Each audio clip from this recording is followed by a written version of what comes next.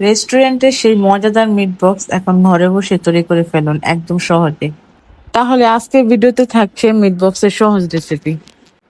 প্রথমে আলুগুলোকে একদম পারফেক্ট লম্বা শেপে কেটে নিলাম। তারপর আমি সসেস কেটে নেব। আপনাদের মন মতো কাটতে পারেন, আমি আমার পছন্দের শেপটা দিয়ে নিচ্ছি।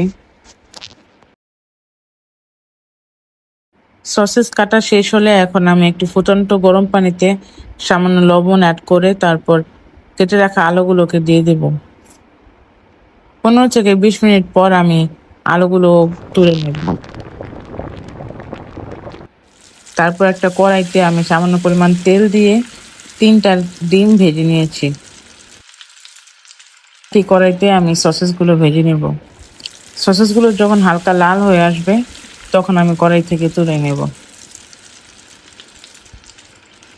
তারপর আমি চিকেনগুলোকে ছোট ছোট পিস করে কেটে নিয়েছিলাম। এখানে সামান্য মশলা অ্যাড করে আমি ভেজে নিয়েছি। আহ, কি সুন্দর গ্রান! ও, আরেকটা কথা বলতে ভুলে গিয়েছি। আমার চ্যানেলে মেয়োনিজের একটা রেসিপি আছে শর্টকাট, আপনারা চাইলে ওটা ফলো করতে পারেন। এখন করব আসল কাজ।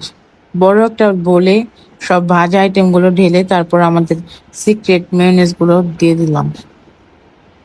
বিশ্বাস করেন, এটা একদম পারফেক্ট হয় মেয়োনিজটা, আর খেতে খুব মজা। এখন মেয়োনিজটা খুব ভালোভাবে মিক্স করতে হবে যাতে প্রতিটা বাইটে বাইটে স্বাদ পাওয়া যায়। ব্যাস, তৈরি আমাদের মিট বক্স।